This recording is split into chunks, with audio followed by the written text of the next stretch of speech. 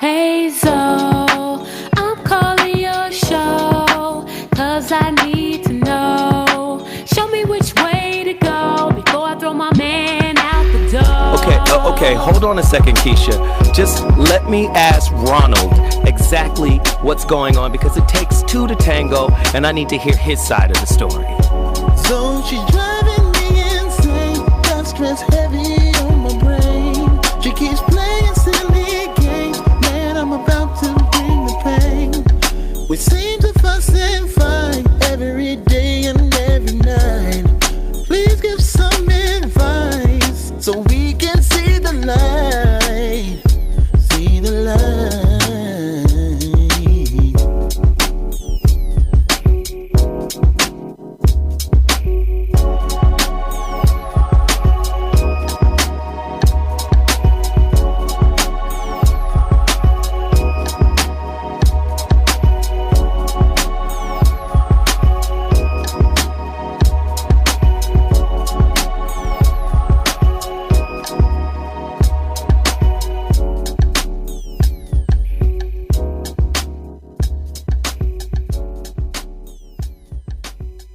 I'm ZoWilliams, the voice of reason. If your relationship is in trouble, I'm the dude to call. Has your soulmate become your cellmate? Does black love still exist? What are your bedroom turnoffs? Fantasies and fetishes. Financial infidelity. I'm dating a fat person. Are they worth the wait? Trust me, this gonna be crazy. How about the heavy stuff? The child wasn't his, and he still had to pay child support. It's a very heated topic. How was that right? Mama's baby, daddy's maybe. I just have so many questions I want to ask you. I just like to kiss a woman's ass. Is there something wrong with that? Damn. He told me he had a vasectomy. I'm pregnant. Betrayal has been committed. Hit you with the bad pipes routine. How does he maintain his humposity? He likes it when it pinches my neck. Why can't you open up, brother? I'm a karate man. Karate man rules on the inside. They don't show their weaknesses. Yeah. How do you write women so well? ZoWilliams. Reason and accountability. The voice of reason. Oh, yeah. Ladies and gentlemen, welcome back to the Voice of Reason, the Friday edition. Jesus, these topics be crazy. I don't know what to say. People have been talking crazy about Wednesday's show. Wednesday's show was nuts. Corey Holcomb was in the building. We've got more guests. We've got more topics. You already know how we get down. If this is your first time tuning into the Voice of Reason, here's a little bit of what we do. It's relationships from the female perspective. Jeez Louise. The ladies get to speak. And of course, I try to reserve judgment, although it is a struggle. But the ladies are from varied backgrounds, varied walks of life, and they share some pretty deep insights if you would but listen. I think that's one of the man's biggest problems when it comes to relationships. There is a reluctance to listen to what women have to say. A lot of men be like, what? Fuck is you talking about? Spit it out, goddammit, so I can get on back to the game. It's true. So on this show, we've set up a nice little safe haven for women to be able to share without judgment some of their insights, with dealing with men and black men in particular, because we're a special kind of man that you have to deal with. It's a whole different walk around these pieces. But listen, before I even get into the topic, you already know I have to promote some businesses. Number one, Total Package Energy. I've had 2 of them, so I'm a little off the rack right now. Little fired up. TotalPackageEnergy.com. Listen, if you're an Uber driver, a Lyft driver, a limo driver, a truck driver, if you're doing anything late at night that requires machinery, you should be drinking Total Package Energy. It really works. Or, you could use it for your workouts. A lot of people need that extra push. I know, Tiff, you use Total Package Energy during your workouts, right? I love it. Oh, my God. Right? It's a real situation. Let's get 85 cases sold today. Can we do that? Go to Total Package Energy. Tell them ZoWilliams sent you. Somebody said, that shit works. Yes, it does. Which is why I'm quite greedy with it. You are. I don't share. You don't. I mean, I'd share a little bit. Like 1 bottle a week. Yeah. Right. I got 2 cases sitting behind me. I've only given away 1 today. The cap full. The 2. It wasn't even a full bottle. It was the cap full. Total Package Energy, man. It's a real deal, man. Cornelia. Listen, you guys heard the voice. I wanted to bring Cornelia Stradwick down here today because she's on one of my shows that we brought onto the Dash Talk X platform. Okay. She is the co-host of the No Flex Zone with Flex Alexander. I am. Say hi to motherfuckers. Cornelia. Hey, what's up, y'all? It's Cornelia. Hey. What's up, y'all? She's No Flex silly. Zone Thursday, 7 to 9 p.m. She's silly to the motherfucker. She be in here cutting smooth up, but it's cool. I love it, and I think she's a smart woman, educated woman. She comes from a different perspective, and I think she's going to add to the show tonight. So, again, that was Total Package Energy. The other thing I have to promote is Love Matters Revealed. You better get your copy right now. A CD put together by myself and Dr. Alan Berger. Love Matters Revealed, a double CD set.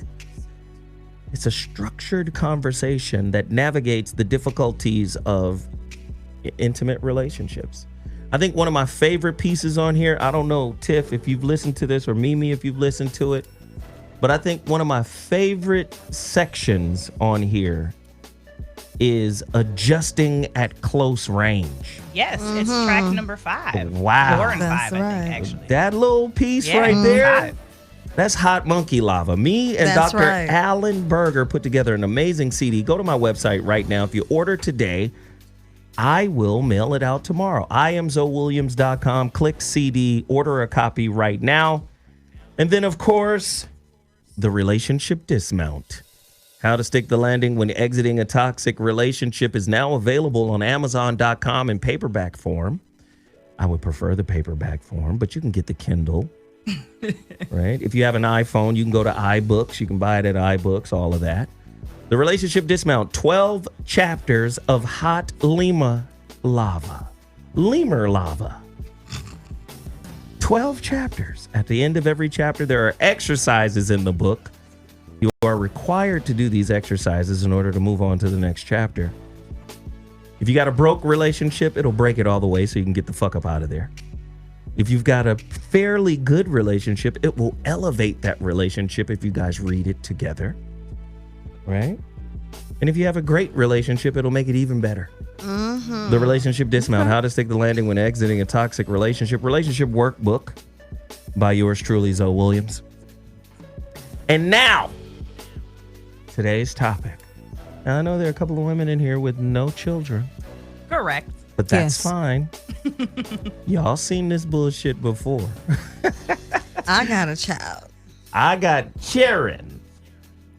The number to dial is 323-230-4610. That's 323-230-4610. ZoWilliams, the voice of reason on Dash Talk X.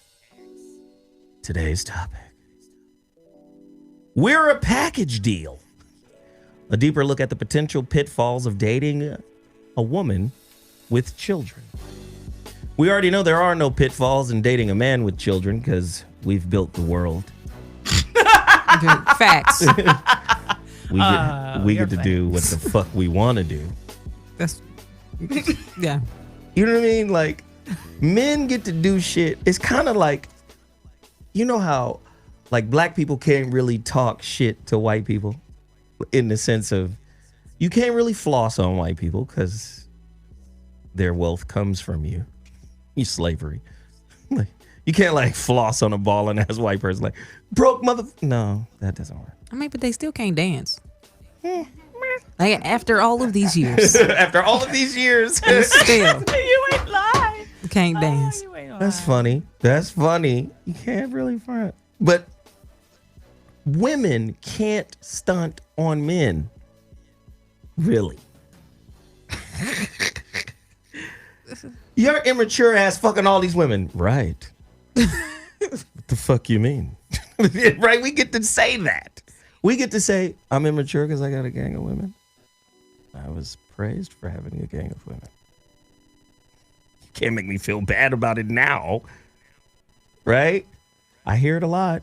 I hear women say, when you're ready to be a man and be mature. Right? Yes. That doesn't work. That's like calling a white man a cracker. You mean the one who cracks the whip on the backs of the slaves? Ooh. Yes. Oh, yeah. I will be that. Oh. I am indeed a cracker. Nigger. Right? They get to say that. So you can't make us feel bad and pull the double standard card on us. Women, y'all get dinged for a lot of shit. We do. And you're going to get dinged for having multiple kids, trying to go into a relationship. A man is automatically going to denigrate your demands. You demanding shit? You? You know that laugh. Yes. You don't get to demand a motherfucking thing. Right? Because you have children. Because you have children. I'm not saying it's right. I'm not saying it's fair. It depends on who's having the children. Yeah. Right? Because I didn't get treated no different. I'm I'm still at the top of the game. If a woman come in, you got to set it up though. If a woman come in, she got multiple kids with multiple men. Okay, there it is. There's the setup. I feel you. I'm there. We're there. Yeah, it is. I mean, I feel you, that. but my mama still pulled all the cards. And Erica We got Badu all ain't different losing no baby sleep daddies, either. and we got all sorts of craziness in prison and shit and all this Shoot. shit. Erica Badu. She said Erica Badu ain't losing no sleep. Ain't Right. losing none.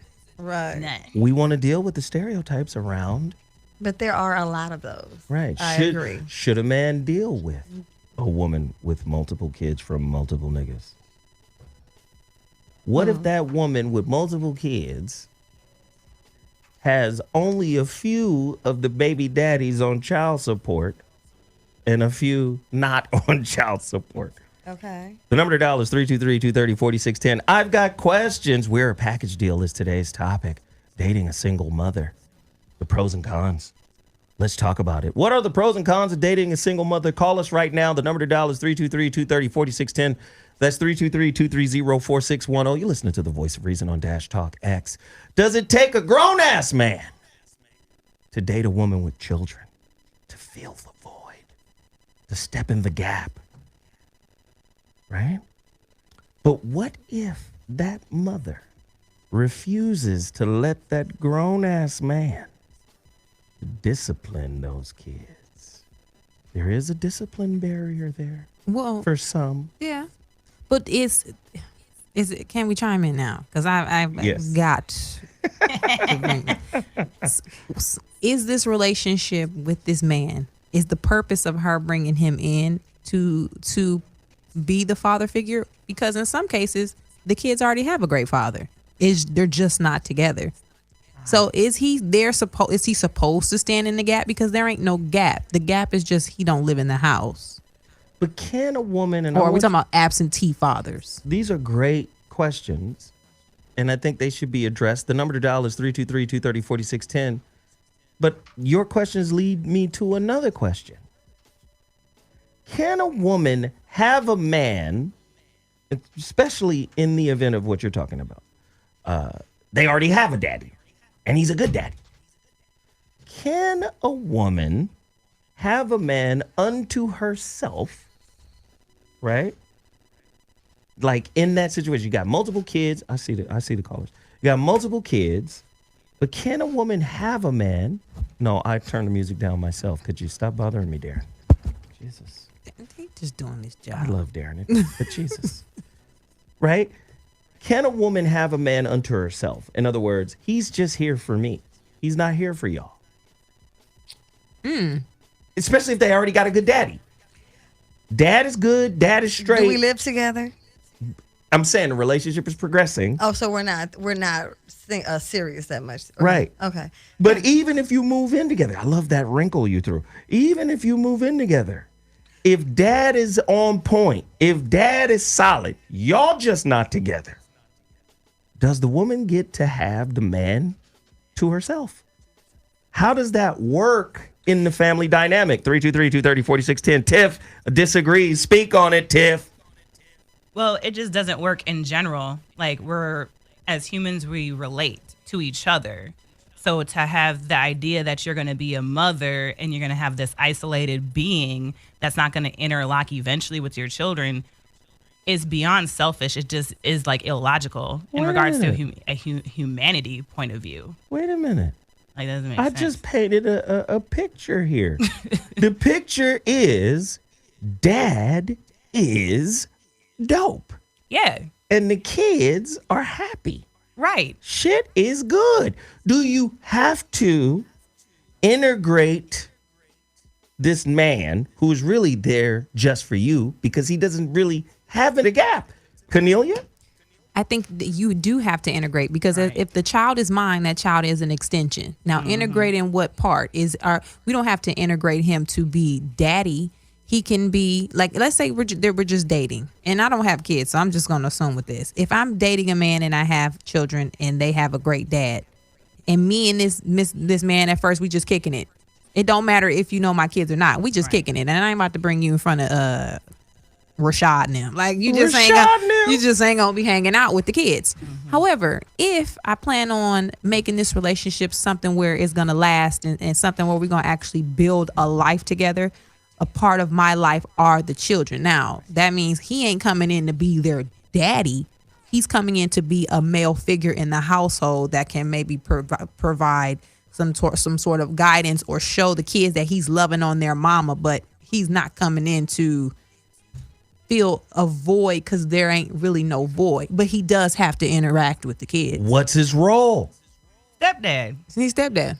Right, like you still have a role. That's still a his title. Yes. What's his role? How does he co-parent if he doesn't necessarily need to parent? Like a mentor.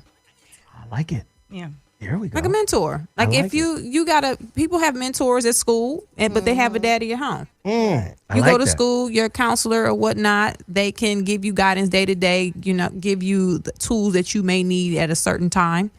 But when it comes to being my dad, the mentor, unless you don't have a dad and the mentor turned into your father figure, right? Then, you just use them as needed. But you're not relying on this mentor figure to be the end all be all. He's a great guy to have in your life. Right. Mimi Dukes.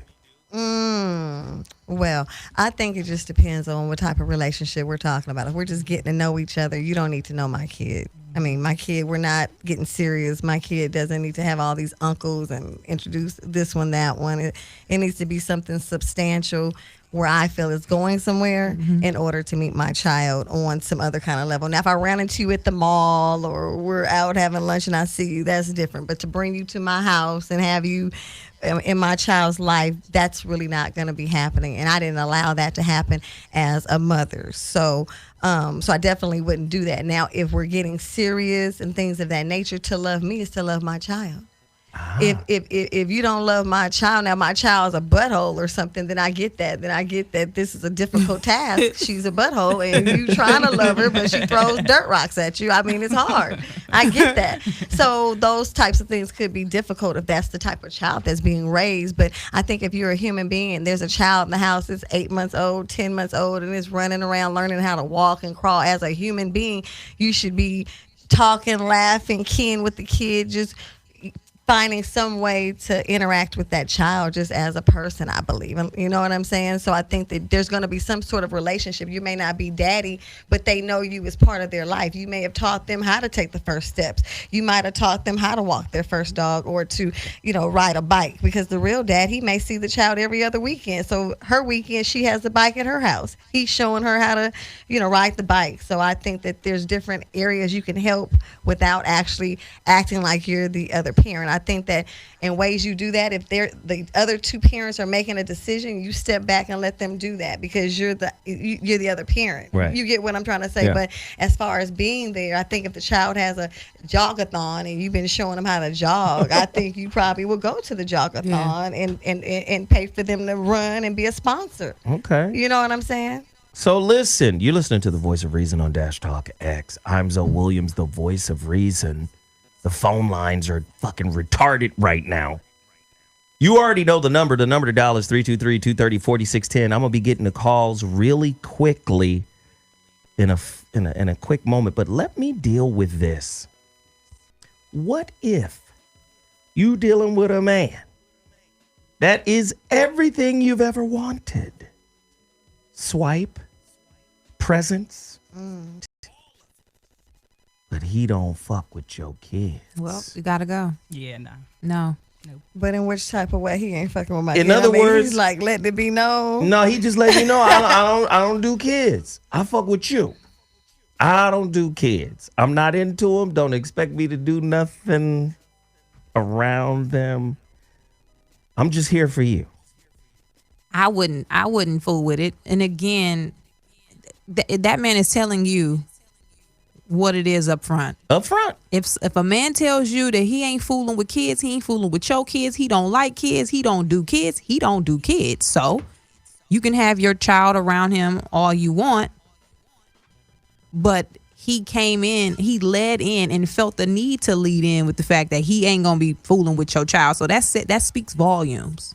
That speaks volumes, because this person is going to be joint at the hip with me for the rest of my life. And you trying to tell me up front, you already let me know that you ain't gonna fool with her, for like, period. But how many women fuck with men after that's been laid down? After that's been made clear. A lot of women do that because they feel like, not my child. You're going to like my child, or you're going to love me enough where you'll accept my child, or you'll change your mind. Women are always in the state that they think they can change your mind. So I think that a lot of women mess with that, especially if he got money, hitting the bottom, looking good, smelling good, doing all the other right stuff. She like, he'll change. Those are her hopes. Or he's too good to be true, too good to let go. Obviously not. He don't fool with your kid. He ain't too good to be true off the top. Like, but what I'm saying is, too good to be true would be all the things you said. Plus, he loved my baby. My kid. So wait a minute. He's everything but that.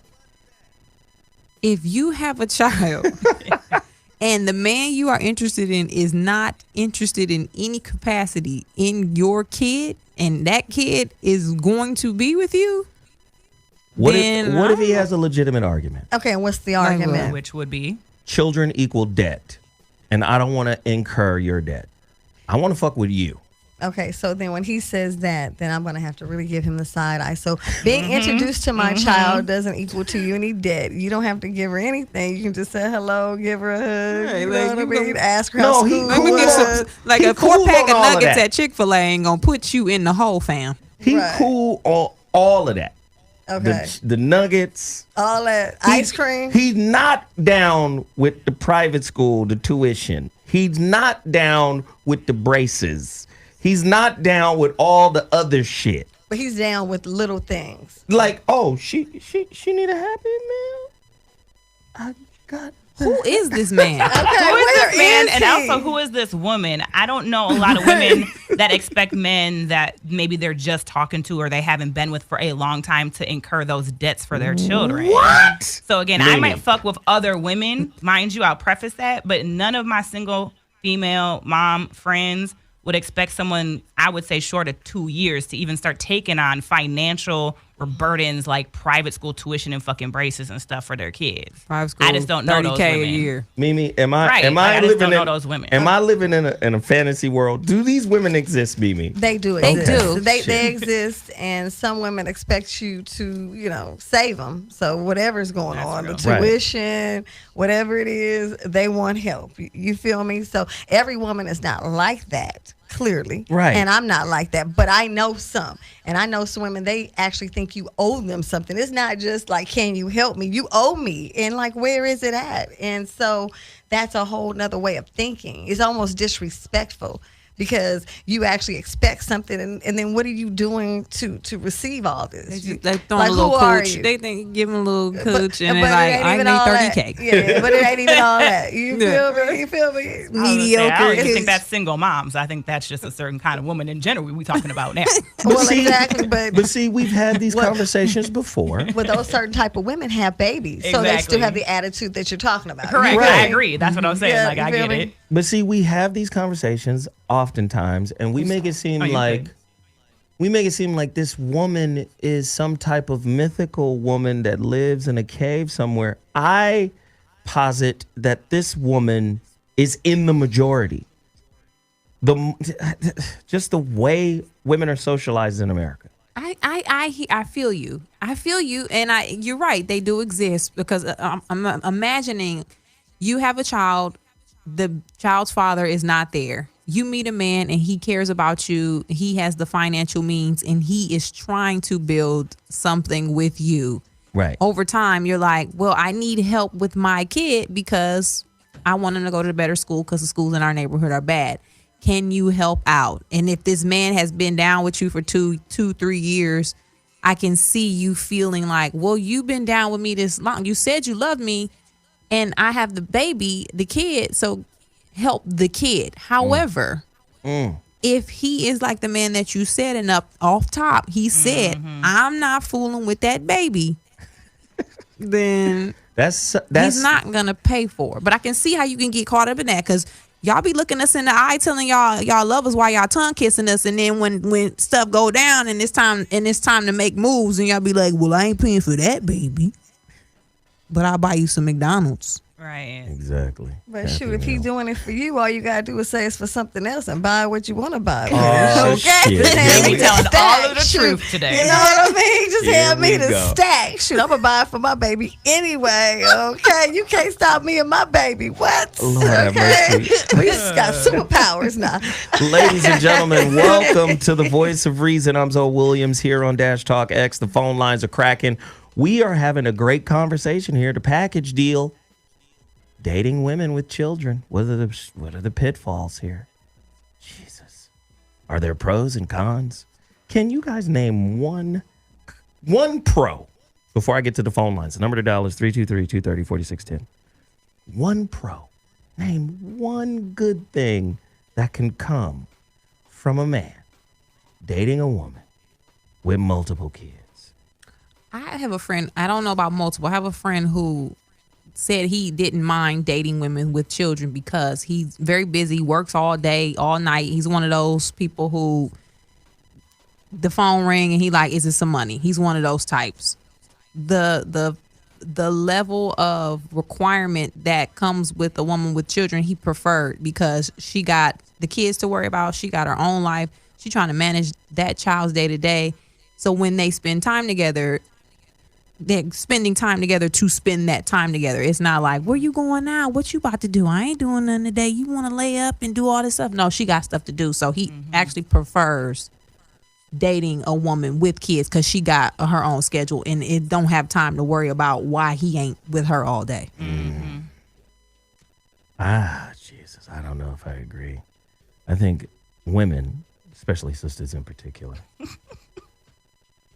see the black man as some type of relationship debit card. What? What do you mean? Because I might agree. What you mean? What you mean? I'm just saying, we poor people. Right. We make bad decisions. And part of cleaning up those decisions is a belief that a man can come into your life and help you clean up the bullshit you've already, kind of perpetrated against yourself. I don't agree with that. Yeah. I'm telling you now, I see this. I'm being real. Happens. Yeah. Oh, go ahead. No, I'm just saying it happens. I see this. It happens. I mean, different strokes for different folks. Listen, not every woman is cut out to be the go-getter, the ambitious one that's going to take responsibility, that's going to be culpable for all of the shit that has happened to her. A lot of women see men, because of the way society is structured, see men as the relationship EBT card. Right. I fucked up and had multiple kids by multiple niggas, but yet I still have demands on how Mr. Right is supposed to come into my life and make this shit work for us. First off, a package deal is a demand. Can I tell you? I know y'all niggas don't want to hear this. Can I tell y'all a story? My dad is an older gentleman, and this girl who was around my age, we found out, me and my sister, that she was trying to like push up on my dad and like holler at my dad. She was like, she went to high school, same high school, whatever. She got like 4 kids, couple baby daddies or whatnot. And my dad is he's a very nice guy. But the fact that she had all of those kids, baby daddy wasn't around, not one of them was around. We had to sit him down and we had to get her on the phone and say, we don't know your intentions, but the fact that you have all of these children, to me, it looks like you're going to try to get my daddy to help out with the kids, and he too old to be helping out with your babies. Don't call him no more. Like we had to shut it down because the way she was leaning into my dad seemed like she wanted this. She wanted a sugar daddy to come her and help her raise them babies and take care of these kids. And you ain't about to do that with my papa. So you can defend your daddy, but you can rebut. He about to retire. Framing of today's topic. Y'all trying to act like these women aren't in the minority. They exist. I know they exist. I know they exist, but I think I defend, because this is exactly how my mom presented it when she dated as a single mom. It is a package deal. If you want me long term outside of a few smashes, you get me and my kids. And she didn't play, and my kids is fucked up. Like, my brothers ain't shit. Oh, girl. I'm open about it. Like, my brothers is a mess. I mean, drugs and gangs and jail and all of the shit. And she was very open about it. But she was like, yeah, if you don't really fuck with me, if you don't, like we said, my children are extension of me. If you don't fuck with me, really, like, if you don't fuck with my kids, you don't really fuck with me. But so outside of a few smashes, she's like, if you don't have intentions not to be their daddy, because my 2 oldest brothers do have their daddy in their life. But she's like, if you're not at least, like someone in here said, an assistant coach to the head coach. If you're not willing to be a role model still and help me run a household, you have no business being in the household. But you just framed it so perfectly for me. These are noble, right? Aspirations. Yeah, my mom was running the house by herself. She had a good job. She was taking care of all us without a man. So she was like, if you won't come up in here, you better help. You got time to be playing around. But what I'm saying is, again, these are noble aspirations, but do you have the right to assert them? Absolutely. You do if he comes into your life. Now, if he chooses to allow you to assert them, that's on him. He can walk out the door, but you do have the right you have the right to set your boundaries, regardless of your background, regardless of what you've been through, regardless of who you are. You do have the right to say what you demand. It's on the person that you saying that to decide if they willing to accept that or not. Because they can be like, girl, you tripping. And they can pound. They can bounce. Or they can be like, you know what? I'm cool with that. I'm down. But this is why I say, and I'm going to bring my old friend in on this motherfucker too. Bobby Glanton-Smith just walked in the building. Bobby. But this is why I bring this up. Because if a woman's life is in disarray, you got kids, multiple dudes, right? But you got relationship demands that are in alignment with your idealized version of your reality. You don't live this way, but this is how you want your life to be. And you build your demands based on that. First off, do you know you don't have any power for the average dude? The average dude, let me just do it another way. Not the average dude. The dude that's doing well. He's got so many options. He sees you, your kids, the baby daddies, the exes, whatever unresolved family issues you got as a fucking burden. Right. Now, he might see that pussy as fire. And he may even partake of some of it. But for the most part, he sees you as a distraction, as a deterrent to his elevation upward. And my thing is, women who don't see that their life is a fucking mess, right? With all these kids and all these bad decisions and all whatever, right? If they don't see that as a mess, how do they still walk into the situation with demands? A package deal is a demand. Well, okay, how about this though? Just because you got multiple children, one don't mean that your life in disarray. Right. So let's put that on the table. Well, we get that. There are some single mothers out there. We already right. Okay, word. Let me give Cornelia this. Oh, what is it? That we have a word here on the show that we use to combat, absolutism. What is it? What is the word? Does anybody remember? Sambanol. Sambanol. Some, but not all. Sambanol. So that is kind of, by default. Right. We don't speak in absolutes here. We speak in generality. Okay. So, let's say your life is in disarray. Let's say you got a lot going on. You got drama and but you aspire for a certain thing. In order to actually start to move the framework forward to what you're aspiring for, you do have to start to act and behave or demand that the things in your life are set up to match what you aspire to. That's like me growing up in the hood and being around dope dealers, and just because I'm still in the hood with the dope dealers, I gotta date the dope dealer. No, I can be like, I ain't dating y'all no more. Just because I'm in the hood with y'all don't mean I gotta date you and you selling dope. I want to date old boy who work at the bank. And I can do that. And why? Because you want better. You can't want better without first being better. You can want it.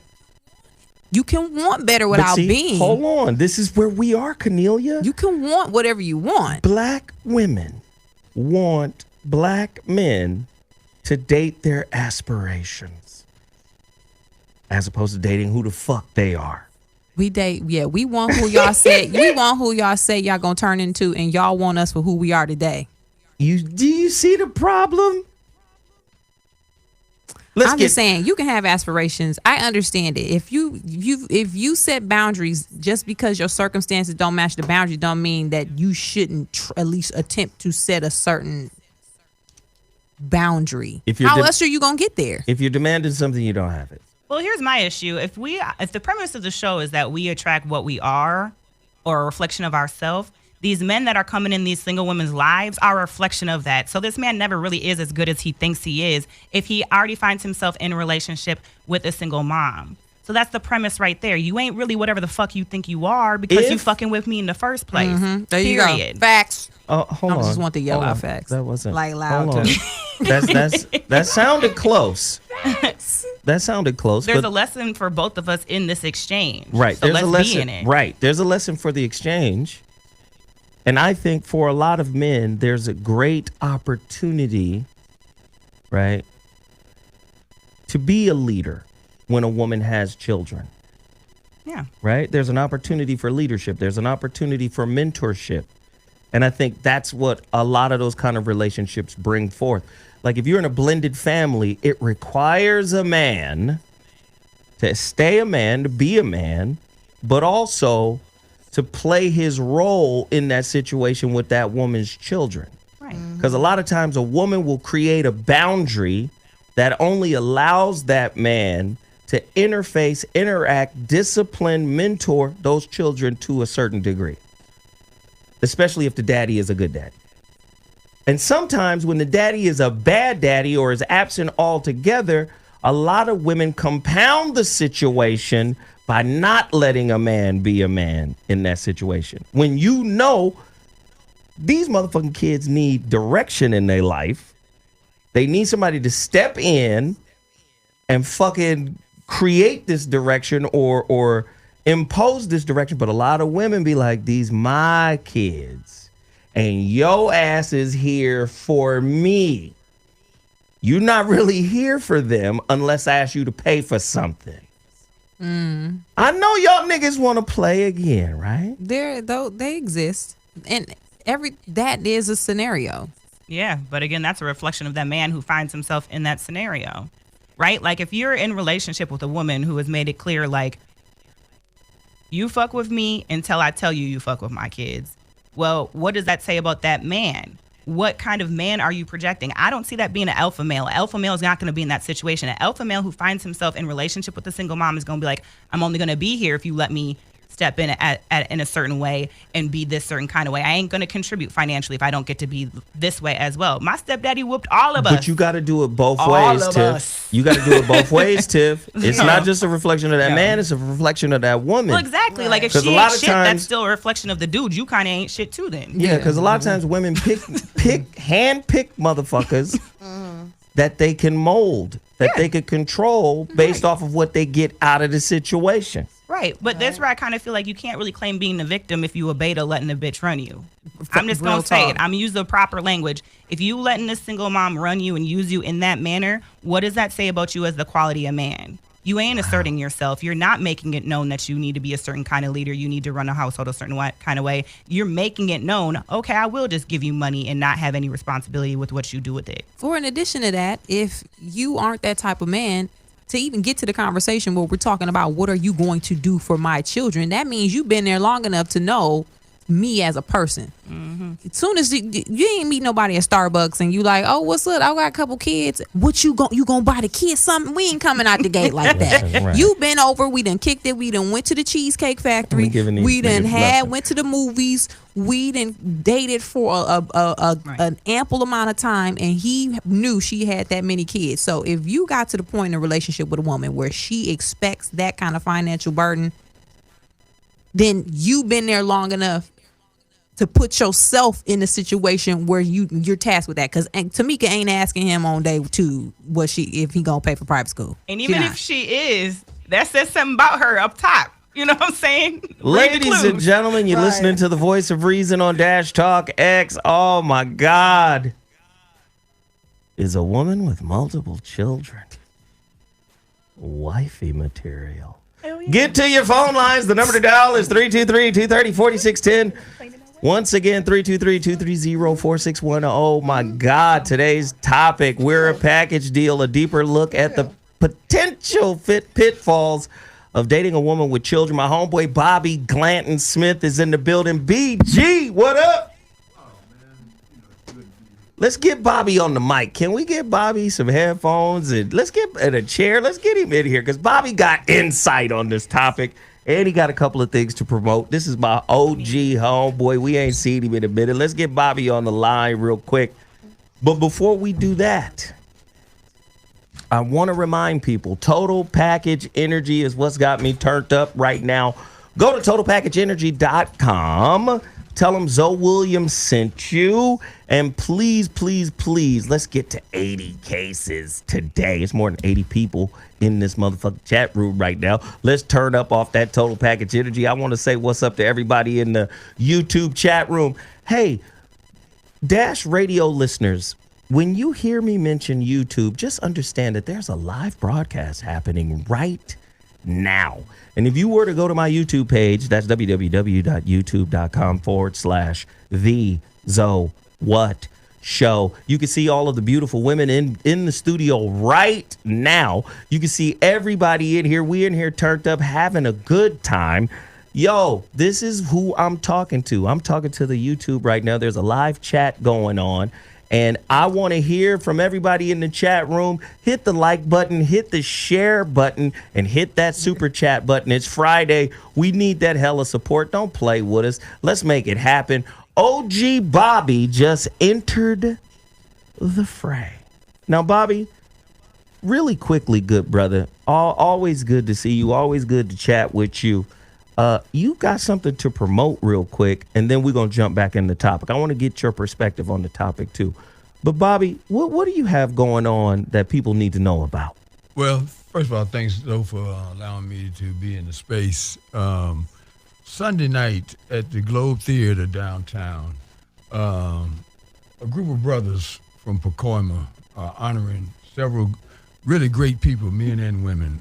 Some of the honorees are Heisman Trophy winner Anthony Davis from the University of Southern California. Yes, sir. Heisman Trophy winner Charles White. At one time, Pacoima was a hotbed for athletic excellence. Mm-hmm. And that's changed due to the demographics over the many years. But there's some people in that community that have kind of just reconstituted what's left of that community and made a point to honor some of the educators and the mentors of the community. So Sunday night, they are having an event at the Globe Theater. I've got about 4 tickets I can give away. So if there's some people online or some people in the studio to be interested in coming, I do have those tickets available right now. And in the event that you don't get those tickets through the giveaway, support this, because we're in a state now where in order for us to thrive and prosper, sometimes we got to look back in order to go forward. And Pacoima was a really dynamic community many, many years ago, and some of the people are rallying around the fact that before people pass away, they want to properly honor them. The other thing I want to mention is I'm bringing David Banner to Los Angeles to support the Marcus Garvey School. It's going to happen probably in a couple of months. I'll, with your permission, come back with a specific time. You already know. Spoke with David last night about it. I met David Banner through Zoe and have forged a special relationship with him. If you don't know about the Marcus Garvey School, please Google it. One of the things that I've been happy to say for many years is my association with what at one time was the best private school in the United States in terms of teaching mathematics and reading. They got third graders doing trig. They're still doing that, but over time, things have changed. The community has changed, but we want to revitalize this institution and replicate it, especially in this current climate where we're producing so many people that are deficient academically. All right. So, Bobby, thank you for that. And is there an email they can connect with you on? Yes, Bobby, B-O-B-B-Y, at realmendon'tplay.com. That's spelled RealMenDontPlay.com, which is also the name of a book that I have on the market, Real Men Don't Play. There we go. Now, Bobby, you've been listening to the topic. Men dating women with kids, the pros and cons of that. Bobby, you done seen a few sunsets, brother. Yeah, been out a couple of windows too. You've been out a couple of windows. Yeah. Hey, tell us, Bobby, what are the pros and cons of that situation? What would make it a good situation, and what would make it a not so good situation? Bobby, can you speak on it? Well, it's a good situation if the people that are intimately engaged understand that the success of the relationship is driven by their common interests in each other. Mm-hmm. And if that is a good fit, you'll weather the storms. Now, if one person is in it for material gain and the other one's in it for physical satisfaction, then that's a train wreck about to happen. Mm-hmm. So from a con situation, it starts with, how you go in is how you come out. So if you don't lay that foundation from the beginning, it's a time bomb that's ticking. How do you lay the foundation, Bobby? What is the first thing you got to say? Well, the truth. If you're not a person that's capable of sponsoring a lady, that you know. Sponsoring a lady. Speak on it, Bobby. That's the good word, Bobby. Mr. Bobby. Well, if she want to be sponsored and you ain't got those kind of means, then that ain't gonna work. Right. And if you are on the opposite end of that situation and you're looking for a brother that's steady, and this cat ain't steady, then don't waste each other's time. Don't waste your time. It's real on both parts. Yeah. You know what I like, just Mr. based Bobby. on this conversation, man, it's very complicated now because it's hard to find a woman past 35 unless she's sterile that doesn't have children. Unless she's sterile, Bobby? You know. or we make inactive. good decisions. Are inactive. So, you know, if you got a kid, the kid is really not the problem. It's what you want out of a relationship and what you're willing to do. Somebody mentioned earlier, if a man knows that he's in an environment where he can't teach, then he's already compromised what he knows to be. And that's going to be a problem eventually because the kids pick up on that. It doesn't matter that you're somebody's dad or not. If they've been raised right, they know to respect their elders. Right. If they don't know that, then it's going to be 992 arguments. At least, Bobby. At least. Man, Bobby G, man, you don't know how much I miss you, brother. You come in, you come with that wisdom, you come with that knowledge. You got to come back more often, BG. Well, you know how we get down, Zoe. I saw our fellow comrade at the show out in Oxnard a couple of weeks ago, Corey Holcomb, and people often asked when we're going to put that triumphant back together, you know, simply because of the energy and the chemistry that we developed over a period of years that impacted what has become a popular format, internet radio. Yeah. So we'll get it together. Yeah, Corey was here just Wednesday. Is that right? Yeah, man, we'll get it together, brother. Yeah. One more time. I appreciate you, Bobby. Thank you for stopping by, man, and sharing that insight with us, bro. Oh, it's interesting what you do with the voice of reason concept. You know, you sit back in your chair and take on these women. Man, Bobby, it's a struggle, man. It's a struggle because first they disagree, but then they wind up agreeing. It ain't gonna hold, man. It ain't gonna hold. Well, they too strong right now. They too strong. Talk about it, Bobby. Where is all of this shit coming from? They too strong? What's going on? Well, you know, historically, after we came out of the segregation era, the first opportunity for people of color were dished out to the brothers. And for a number of reasons, because we were inherently a matriarchal society, it wasn't what it appeared to be. And so when they start sweeping the streets and brothers didn't understand the importance of preserving their freedom, and we got locked up, got addicted to drugs, and bailed on the family to that extent that the women were stuck with more responsibility than they could really bear. And then the next wave came when society realized that a minority is a minority. You know, everybody's a minority of some sort now, it seems. And the sisters had an opportunity to get into the workforce and to become economically self-sustained. Now you can't tell them shit is what you're saying. Oh, my God. You know. I was beating around the bush. Was that always the case, though? No, it wasn't. You could get knocked out and the police wouldn't even come. Thank God it's changed, because I ain't trying to get knocked out and be left. No, the one that avoided it just kept their mouth shut and gave a man a chance to not be in that situation. I've not hit a woman in my adult life. You see what I mean? But that threat was there, and if you exercised it, you had to be justified. And I don't know one. I don't know a justification, because you got to hit somebody. You should, just go on about your business. But things did change to the extent where women are now in great positions of influence, and it has upset the balance of nature, in my opinion. because there's certain things that men are always going to instinctively do and instinctively be.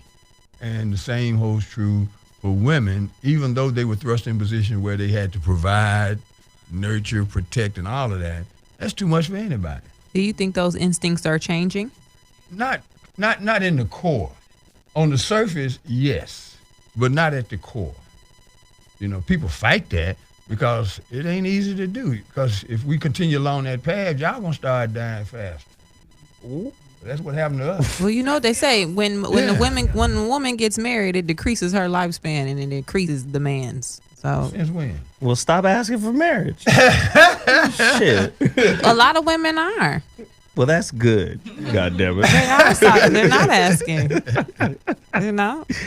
Oh, man. Yeah. Uncle Bobby done came in here. Bobby done came through with the blade. He done came through here with that shit. No. We just need to have honest discussions because we're all at risk as a result of this. All right, let's get a couple of callers in here. Thank you for calling the Voice of Reason on Dash Talk X. I'm ZoWilliams, the Voice of Reason. What's your name and where are you calling from? Speak on it. Hi, my name is Egypt. I'm calling from Palmdale. Egypt from Palmdale. What's happening? Speak on it. So, well, the topic today about the pros and cons of dating women with children, and your question was, of course, what are the pros and cons? Right. And the pro to me is single moms are more responsible. They do have other lives to look after. They want serious relationships. And they're upfront and honest. So those are the pros to me, guys. Always state how they want a woman to say what they mean, et cetera, et cetera. But I don't know, listening to your show, it just sounds like y'all really want a woman to lie to y'all. Why do you say that? Go deeper. Good point, Egypt.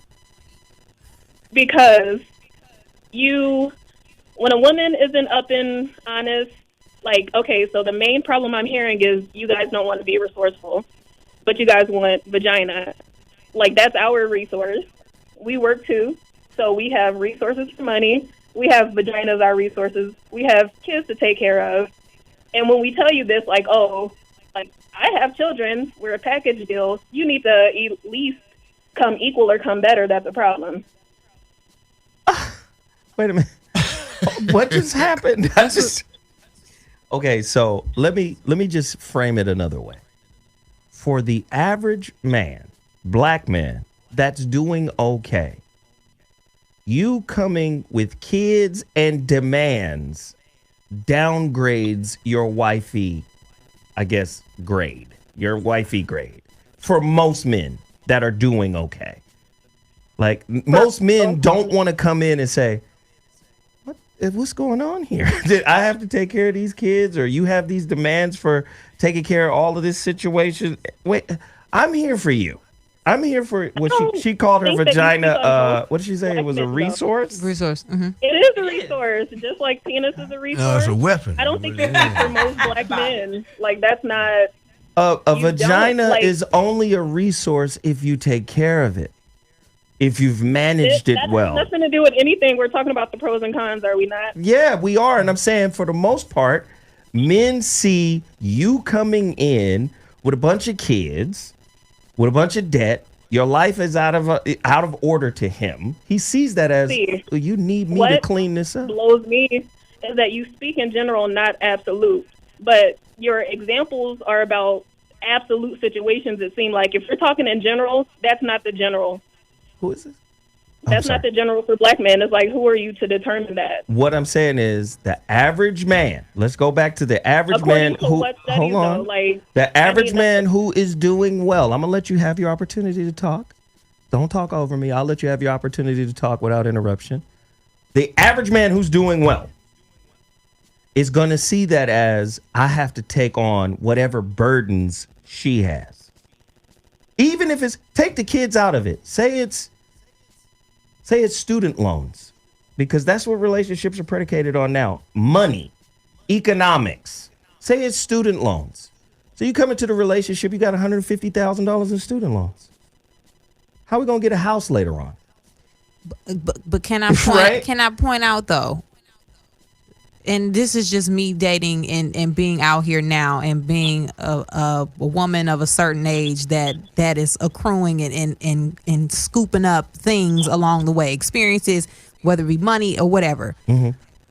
A lot of men that I'm meeting are expecting me to take on their debt, their baggage, their thing. Right. So yeah. Is it not necessarily like black men going to the relationship and with a woman with kids, and we think, and the black man is like, why should I have to put up with all of this? And I have X, Y, and Z. To me, it's starting to be across the board because I get everybody. I'm not everybody, but I'm bumping into a lot of brothers out here who will be like, you gonna help me with the student loans, lady? So to come back to my point, the average dude and the average woman are made for each other, right? Okay. But most people, average or not, are aspiring for the best person. Right. Typically, they would say that person is out of your league, right? Okay. So when we look at African American males that are doing well, that are sought after by all women, whether women with children, women without children, or whatever, I'm saying if you put that guy in the scenario, he's going to look at that woman who comes with kids and whatever other debt she may have. He's going to see that as a problem. Why?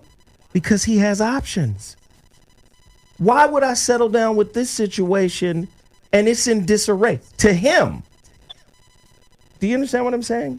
No, yeah. To him, that's in disarray. I get what you're saying. But go ahead. I understand what you're saying. What I'm not understanding, though, like, okay, so dating women with children. So who pursued who? So let's say the guy pursued the woman, right? The woman has children. She says this is a package deal. You still want my time, right? But you don't want to have anything to do with my kids. So it's just really hard to articulate because it's so archaic. She just brought on a great point. She just brought up a great point. Like, who's pursuing who? Like, am I wrong for telling let me give you a little let me give you a little bit more context. Okay? So, first off, a lot of times you're rarely going to hear my full perspective on anything on these shows. So, I know it sounds like I'm representing a particular thought process. So, and I know you're a little emotional about what's being said right now, but it's okay. But I will say this. For the average guy, if you're an attractive woman, whether you have kids or not, you're going to try to get that pussy. Right. So that doesn't mean just because you have pussy or you have kids and you're attractive that he's going to be like, oh, well, never mind. He's going to be like, let me holler at her and see how far I could take it. And if I could take it to sex, I'm going to get the sex, but I'm not going to take it any further. How many men have sex with women and in their mind, this ain't wifey material? Okay. But that's not really what you shaped, though, because you are presenting it like these are men who really want to deal with these women. So they do want to keep fucking, but you're saying they want to keep fucking without any additional drama, but the quote unquote drama, but the drama is me. If you want to keep fucking me outside of, like I said, my mama, she would have been clear with people. Like, if you just want to smash a few times, cool, we can hang out and go on a few dates. But if you want to talk to me past month one, you about to come in this world. Yeah, if you just gonna do 2 or 3 smashes, cool, we can be upfront about that. But like Egypt was trying to say, single moms usually are more honest. If they really want a real relationship, they're gonna be like, if you want to stick around more than 3 weeks, you better be about it. Bobby? One of the side effects of the materialization of relationships, and it's been going on for quite some time, is that it turns into a negotiation. Yes. And what people forget is we're emotional beings. Mm-hmm. Now, you can start out saying, this is going to be all right, we can do this here and there, but life will intervene. And especially when you start having feelings for somebody, then the game changes very, very quickly. Right. And people start getting hurt.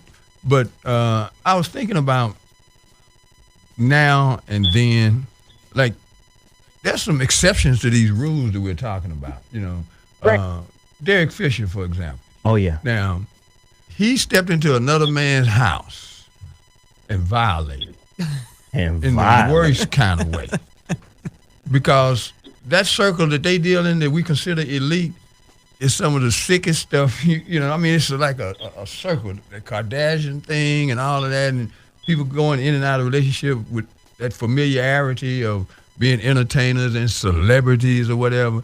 And they have some of the most messed up relationships that you can imagine. And we got people aspiring to follow that model. And I'm like, really? Really? Because the people who really do well in life, they find somebody they don't have to struggle with. And that they actually look forward to being around them. And instead of having these conversations about who got dead and all of that, you try to get to how do we build? Right. And they have those kind of conversations very quickly. I have a friend of mine who used to be an elite executive at Xerox. His name is Bernard Kinsey. He was co-chair of Rebuild LA. And him and his wife Shirley have been married over 50 years. And they put her check in the bank for about 35 years. And now they got enough money to burn up a wet dog. Because first and foremost, they were friends. Best friends. Right. And until you establish more than a sexual attraction to somebody, it's any day now. Man, I appreciate that insight. And caller, thank you for yours as well. Thank you, Egypt. You're always welcome to call in anytime. Agree or disagree, we love it. The number to dial is 323-230-4610. Bobby brings up a great point. I think the pressure of economics takes away the natural vibe and flow that Bobby just explained about being friends and about loving each other and really into each other. Because sometimes that pressure of doing it yourself as a single mother makes you look for the best candidate with regards to what it is that you need. Right now. But is that take the kids away? That can be said for a lot of people. Yeah. I mean, like everybody looks at the relationship. I want somebody to stand in the gap. Where I'm lacking, maybe it's I'm an introvert, so I want somebody who is alpha, who can take the lead. And when we walk in, I have no problem standing next to the shoulder because I know he's gonna fill in the gap. So I don't necessarily think it has to do with really economics or kids. We all kind of look at what we are lacking and what we feel like will be best for us. Some people just may lead in with a little more superficial list. Some people may lead in with an emotional list, but I don't necessarily think that has to do with having children or you just or said whatnot. Basically what I said. Oh, my bad, Dan. What the hell just happened? Nah, my bad. I was talking. Yeah, I was talking. Thanks. I guess my concern. My bad. My concern with how it's shaped though is like how we denigrate the single mom for doing that, finding someone to be the best representative or fill the gap. But on the flip side, if she wasn't to do that, she would be denigrated for fucking with some dude who can't contribute to her household, who don't fuck with her kids, who ain't doing shit for her. So to be honest, the way society has shaped it for a single mom, especially a black single mom, we just really don't fuck with you. Why don't you have a man? Period, is how we treat single black mamas. And when you try to get a good man, then you.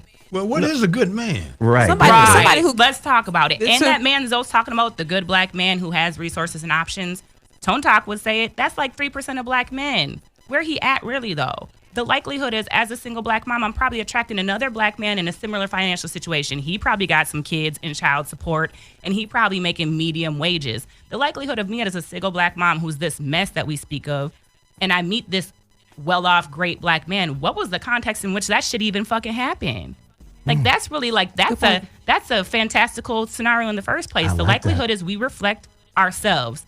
You reflected and got a dude who's probably in a similar situation as you, which is why he feel uncomfortable with adding and being your elbow or being your helping you out or being your sponsor, because he really ain't got it like that in the first place. That's why he feel uncomfortable. Good point. You know, the thing that I thought about is you qualifying or defining, a successful black man or whatever. And that's not my standard.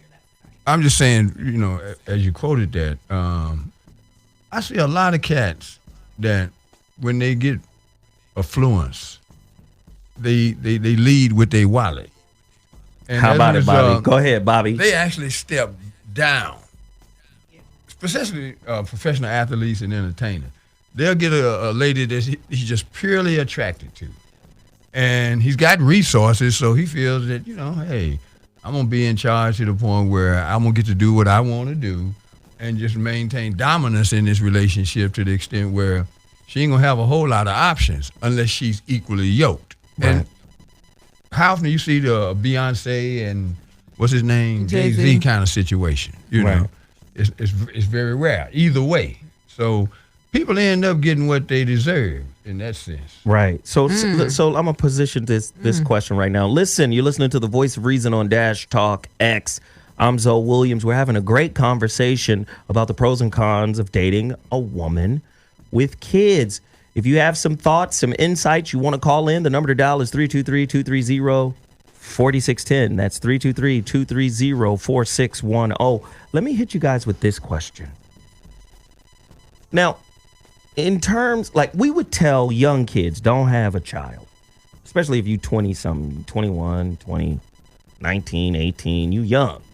Still got your whole life in front of you. And then we also talk about the economics around raising a kid properly. Then we also talk about the wealth gap in America, where black people are at the bottom in terms of wealth. 2.6% of the nation's wealth, while white people hold 90% of the nation's wealth. So it would stand to reason that the reason why we tell young kids not to have children is because, number one, they can't afford them motherfuckers. And number two, they're not mature enough and they ain't seen enough of the world or experienced enough of the world to be able to bring some type of context to a child's life. Right? Those are some of the main reasons why we say don't do that shit early. Correct? Yeah. Okay. Now, in talking about the financial aspect of it, wouldn't part of that conversation still be in place for a man choosing to date a woman with children? I don't want the economic burden that comes with being your man in this situation. Yeah, that makes sense. Does that make sense? That makes sense in that scenario. But the scenario that we were originally given was that he's dating this woman with children and does not want to incur or take on any financial costs. Once you start dating me and we having that conversation, you knew when I got in this that I had children. Now, if you're not dating women with kids and you just a single man out here looking and you're like saying to yourself, I don't want to date women with children, fine.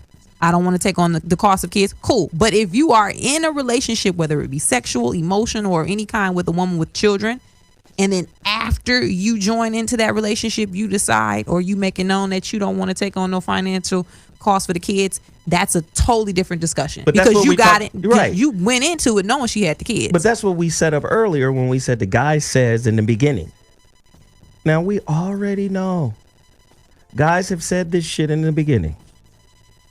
And we try to change them. And try to change it? Am I? No, some people try, sometimes try to make it seem like I'm off right now. Sometimes you get and I know motherfuckers be in the First off, how many times women agree to shit in the beginning after shit been laid down in truth? I don't want to do this. This is not what I'm looking for. I'm not trying to fuck with this. And y'all say yes in the moment, knowing that you have an ulterior motive about centered around changing who he is. At some point, the motherfucker gonna be different. I already know once I put that thing on his ass, he gonna be somebody else. How is it me? No, it happens. Okay, it happens. Because what happens is I get on the show, niggas be like, "What the fuck is all talking about?" No, it definitely. Y'all know exactly who I'm talking about, and y'all circling the wagons around these raggedy motherfuckers. No, it happens because sometimes. You can go in and saying, you can even go in it being like, cool, I'm not going to change him.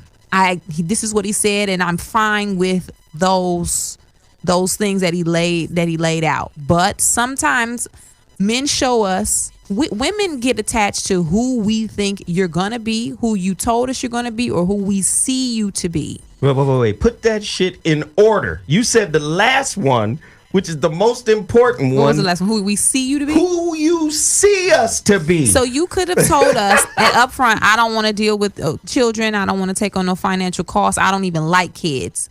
But then maybe over time, he's really good with your kids. And then you're like, but I see him as a good dad. And he's so good with Rashad. I know he said that he don't really fool with kids, but he's really good with mine. And so we see that potential, and sometimes we lock on to that, and then comes the maybe I can convince him. Maybe I can steer. Maybe I can change. Would you guys be mad if I... Tell me if I'm wrong about this. Tiffany, Mimi, and Cornelia. Am I wrong?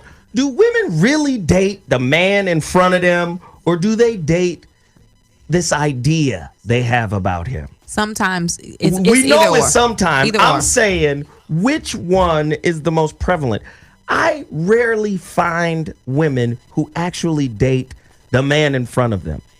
You guys are typically dating some form of potential, some form of concept, some form of expectation, some form of ideation. You're not dating the actualized guy standing in front of the actual dude. I think when you get older, you date the man in front of you. When you get older. When you get older. I think if you're an older dater, then you're more likely because you know who you are. You're like, I know this is who I am, and this is what I'm bringing to the table. This is what I got in my bank account, and this is where I'm going to be next year and the year after that.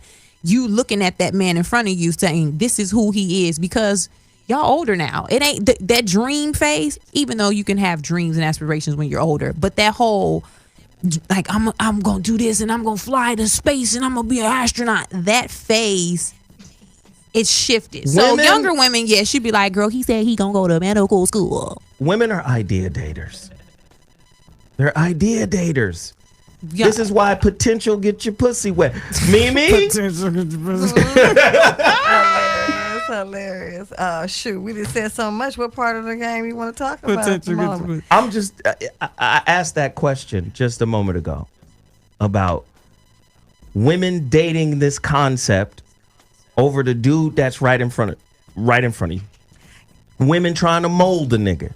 A motherfucker could tell you up front, I don't do this, I don't do that, I don't participate in any of this. I'm not finna get with these kids. I'm here to interface with you. And a lot of women will just will go along and be like, yeah, okay, cool. But in the back of her mind, her designs is to change the nigga. Is that true or false? Well, that's true, but I mean, it depends on what woman we're talking about, what situation, what's the dating activity happening. But let's just say it's a woman, she's got a bunch of kids, and she's got a low self-esteem. She thinks he's the best she's going to get in her current situation. She may go for more than we even anticipate. She don't even care that he not dealing with the kids if he said that. She's just happy that somebody dealing with her.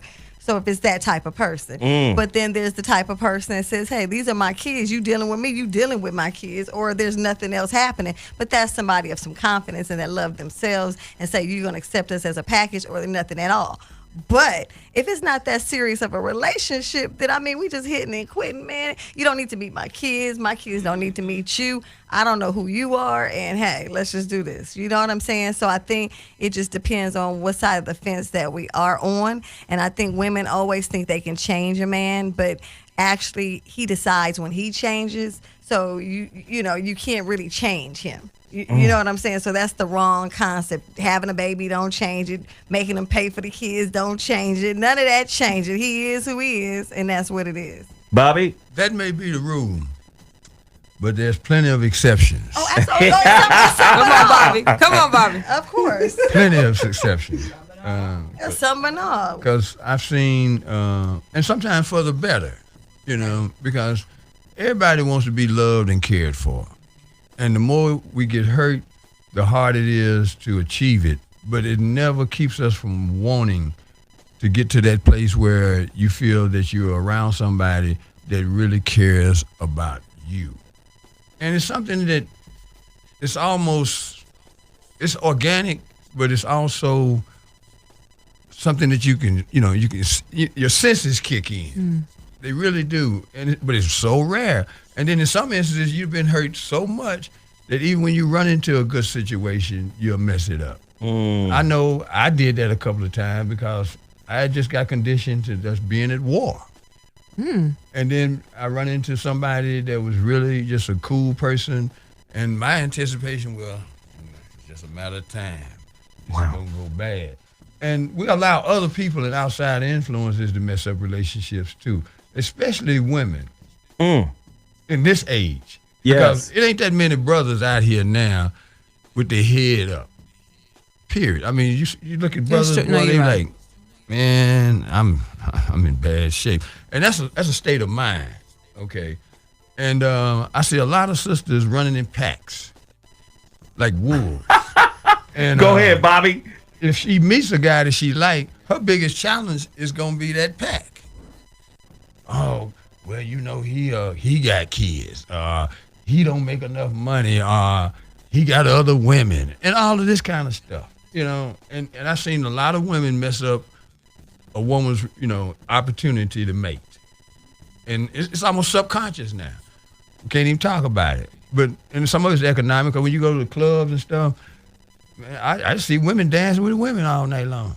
You know what it is? Wow. Well, I can only speak from my experience. It seems like I grew up, I was born in the early 80s. So I was without the cell phone, with the cell phone, without social media, with social media.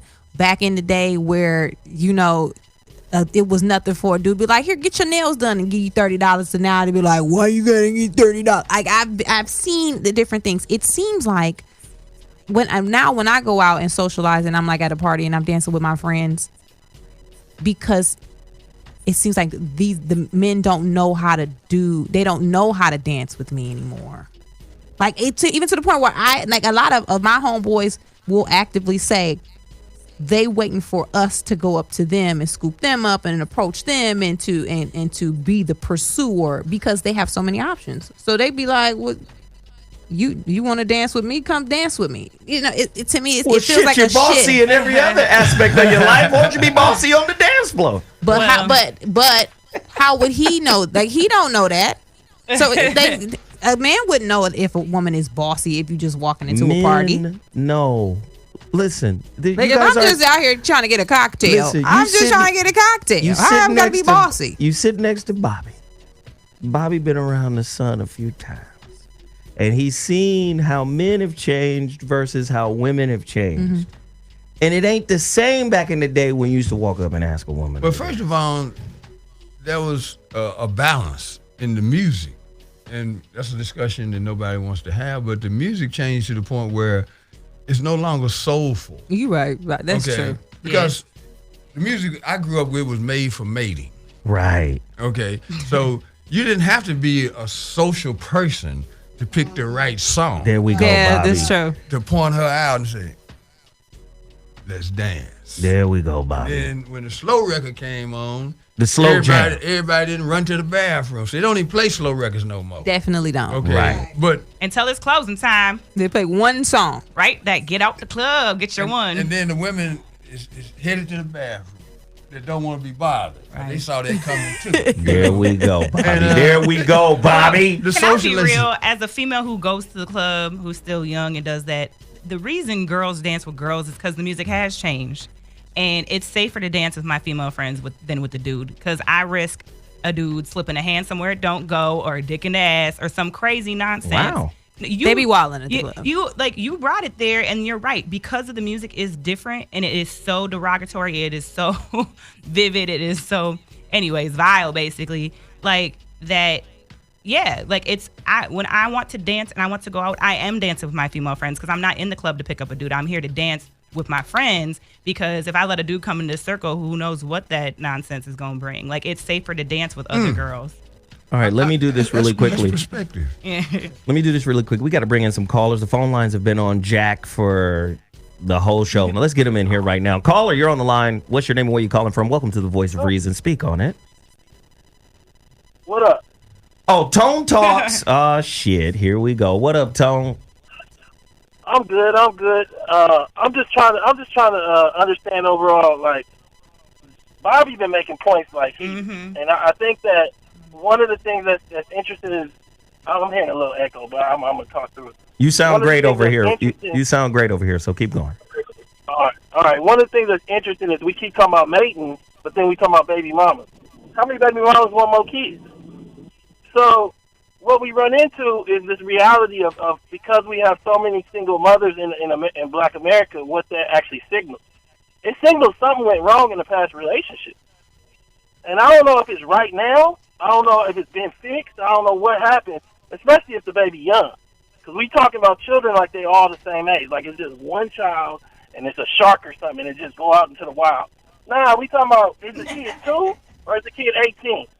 And I feel like in a lot of ways, the woman that called a couple callers back, or maybe the last caller, she really was being dishonest about how much she was generalizing. Because my experience is different than hers. What she's saying, she said... Now, she just called in to complain and be butthurt about the conversation, assuming that she knew my perspective. Well, she gave her opinion. But it's all right. I love it when they call. Yeah, but she didn't give an opinion. She gave a generalization that was in her favor. See, and you always got to watch for that.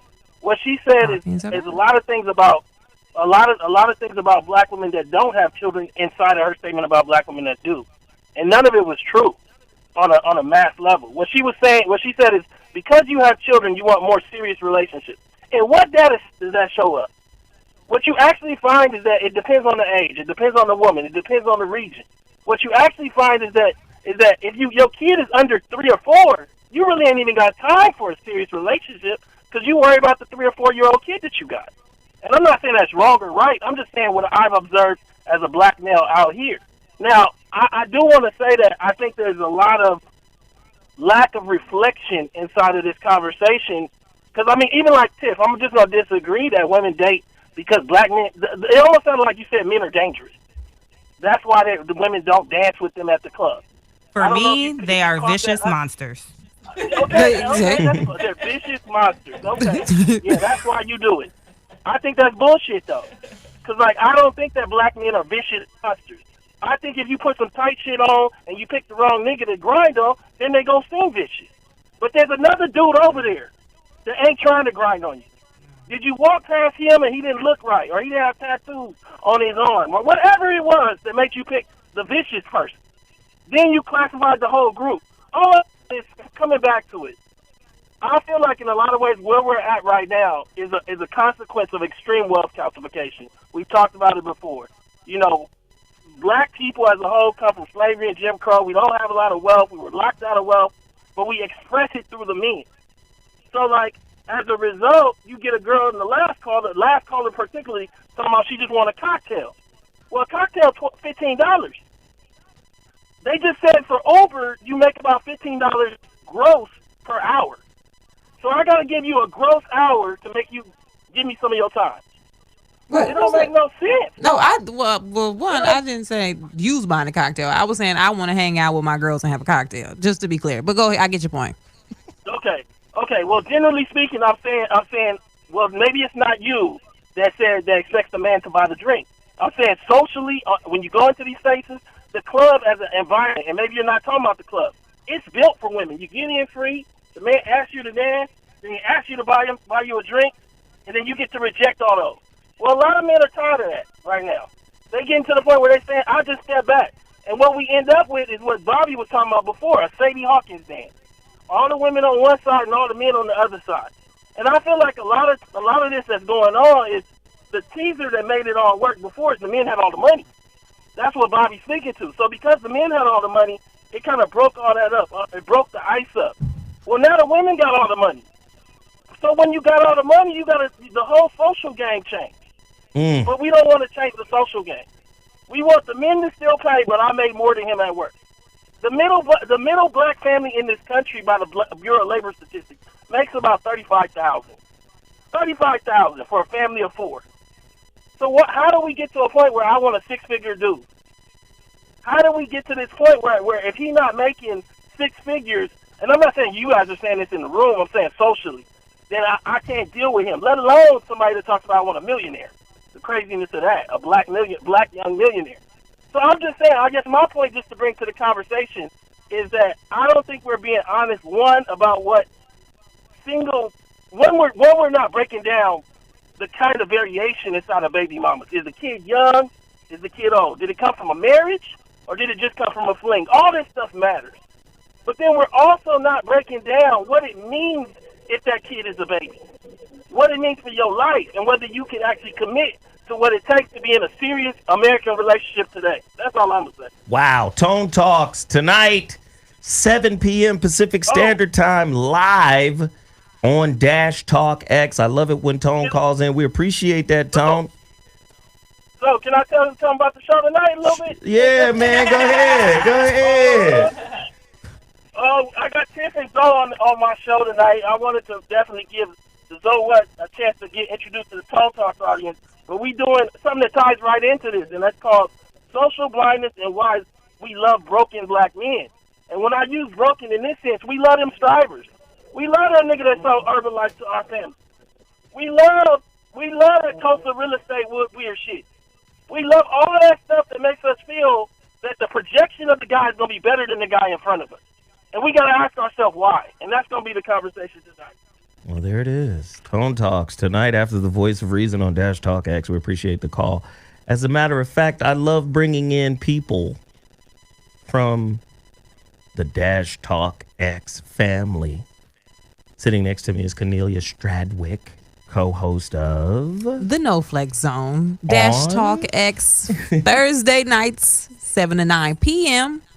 Again, Dash Talk X, No Flex Zone, hosted by Flex Alexander, comedian, actor, co-host me, myself, and Buddy Lewis. Right. We have a good old time, grand old time. Last night we had comedian Jay Phillips joining us. He was funny. Good dude too. So but every week we try to get a good guest for y'all. We've had Method Man come in the studio. Layla Ali popped in. Kid from Kid and Play. So we have a grand old time on Thursday evenings. Ladies and gentlemen, chatting it up.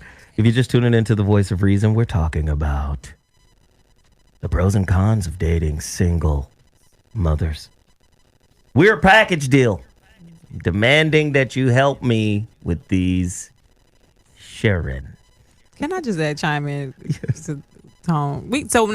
Are we buying y'all drinks at the club or not? Like, are we buying now? Just let me know. Like, do I need to bring extra money to the party? Hey baby, you good? What's up, shorty? You want a drink? Hennessy? You want a whiskey neat? Like, let me know so I can bring some extra money. For all those that don't know, Cornelia. Mr. Bobby, you want a cocktail at the club? I ain't coming to the club. Right, Bobby, like, nah. Bobby, you want for some the simple reason that it's just uncomfortable. Right. And that's why clubs are not populated these days with brothers. You know, they're in the park. If he's in there, he got drunk in the parking lot. I don't have this experience, but I know what you speak of, but no, just look around the parking lot, you'll see plenty of beer bottles and parking lot pimping, baby. Yeah. Now listen, let me hit you guys with this question, and then we got to go to the phone lines. We were on the women today, but what about the men? What are women's top 5 reasons for not dating a man with kids? A single dad. What are women's top 5 this reasons? Definitely. This used to be one of my qualifiers. I used to not date men with kids. Yeah, I need to know. My reason isn't the reason that men be talking why they don't. That's why it's like flabbergasting now I think about it. My number one reason for not, especially when I was younger, for not dating a man with kids was because I am empathetic and I love kids. So my number one concern was, what if I fall in love with your baby, but now I need to break up with you? I got to break up with you and the baby because I've always been relational. I've always been a relationship-based person. That's my number one concern, and it always has been with dating someone with children, is understanding, unlike a man thinking like, oh, that's just another debt or that's a burden. To me, because I'm a relationship-based person, I just assumed if I date a person with a kid, I am going to be in some kind of connection with that child over time. What if that connection, we build a connection, I'm in your life. I just don't want to be another girl, like another TT, like where'd TT go? You know what I mean? I've even dated people with younger siblings, and then we break up, and now 2-year-old JoJo misses me. Like, and you feel bad about, like, goddamn, I do miss JoJo, though. Like, you know what I'm saying? Okay. So that's the number one reason I used to not date men with children, was because I was like, because then if we do break up, I got to break up with you and the baby. Mimi? I don't like baby mama drama. So if you got a bunch of babies mamas and they all calling and tripping and outside and yelling and screaming, I can't deal with none of that. So you and her and the family need to get back together and keep you me and out her of and the it, family, because I'm cool. I don't need none of that in my life. Okay, so that's number one. Cornelia? I will date a man with children, but if you have multiple baby mamas and you and none of the mothers are in good standing, or you still out here on the prowl, then I can't fool with you. Example, this dude I grew up with, he got 6 kids. He has 4 baby mamas. was in my inbox like, you should really give me a chance and you should really get, spend some time. And I asked him, I said, can you even afford? One, I'm not interested because I just wasn't attracted to him. Can you even, considering that you have 6 kids and you have to pay and provide for this many children, can you afford to even date? Not even date me, but can you afford to do random things, like maybe we go out to dinner, or maybe we go to the Soul Fest, or maybe we want to go on vacation? Can you even do this with that amount of financial, not even burden, but responsibility? And that's to me, if you got kids with that many different women, 4 women, you ain't about to add me to the list, homeboy. That means you just like having kids with a lot of women. I don't understand. Why did you spare him the agony? Because you said you didn't like him. Why did you take him? Why did I give it to him? You took him to the water and drowned him. You see? You didn't even like him. Because just don't even get started. Because it seems like he didn't notice that you didn't like him. Not that I didn't like him, but no, that's very important. You said you didn't like him. But my thing is, if people aren't aware, self-awareness is a blessing. Mm-hmm. And if that includes you, said you didn't like the man, so that should have just been enough right there. So look, bro, but shouldn't, it ain't thank the you, kids, Bobby. it's you. But shouldn't I don't like you that way? But wouldn't it be nice if someone gave you the perspective of the other women that you're gonna try to date as well? Like if he's pursuing me, that means he's probably pursuing other women like me. But that's out of order. But wouldn't it be nice for you to at least have some insight, so you like, oh, okay, that's how women see it? No. It's fine with you like them. God. If you don't like somebody, where you going? I'm just trying to help this brother out. Like, brother, you got him on suicide watch. And that's another point that we keep missing. Take him to the lake. A lot of times, somebody said, I see you, Tiff. Okay. And somebody said something about women getting more serious about relationships after they've had kids, right? That's because they recognize the hole they dug by having the kids. Nobody wants to bring that up. You done woke up one day and found out. Now that you got all this responsibility around you and all this shit, you done made a lot of bad choices. And now you want to be serious and demanding about what you want from men. When I went to therapy once for relationships, the therapist said something that I thought was quite profound. What is that? She talked about reproductive responsibility. Like, are you ready for this? Do you know what this is about? Do you know what this entails? Do you know what comes from this? And a lot of times, women have never heard that term, reproductive responsibility. I'm saying in general. Nobody really have a reproductive responsibility conversation. Even in sex education class in school, if they still have it. I'm a former teen clinic social worker and sexual health educator. I know what you talk about. So a lot of motherfuckers is totally goddamn late on that real kind of conversation. And what happens is relationships get serious as fuck when kids get involved. And that's when you want to start being hella demanding towards the man you bring into your child or into your life. But what I'm saying is, men are not here just to clean up your mess, especially in the time of equality. This is the point that I'm trying to bring out. So a man in today's society who's doing any part of good is going to judge you differently based off of how you impact his life as either an asset or a burden.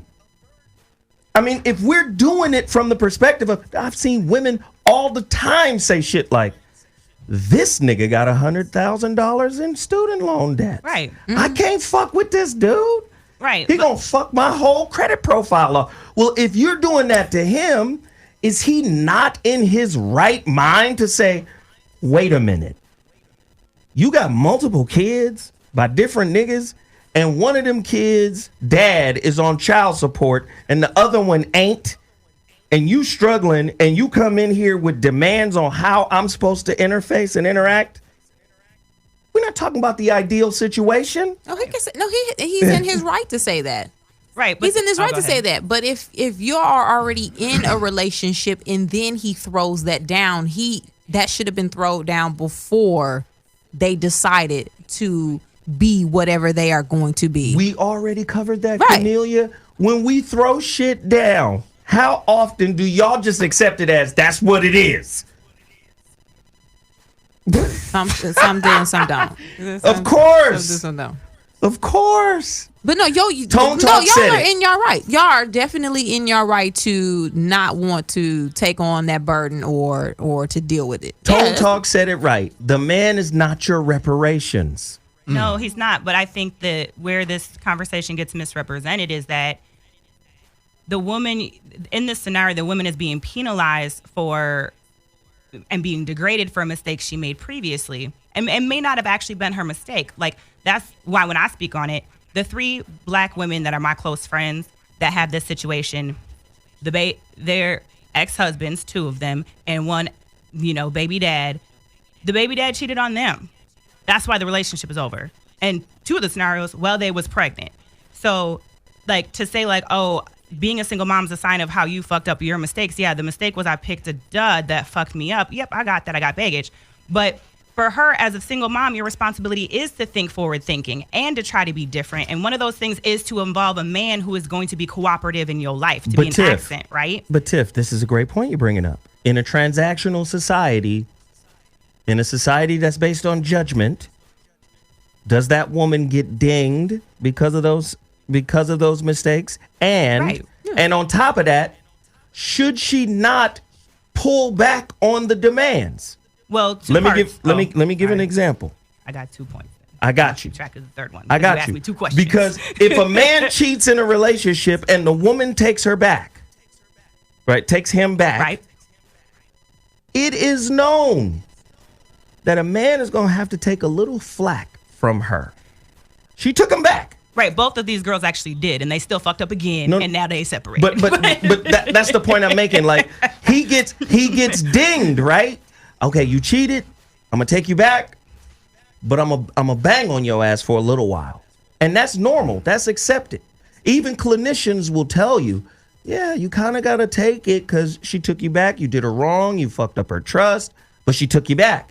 Right. And in taking you back, she's going to give you a little bit more pushback than she's normally giving you because she's still working through this process of taking your ass back. Right? Right. Okay, then.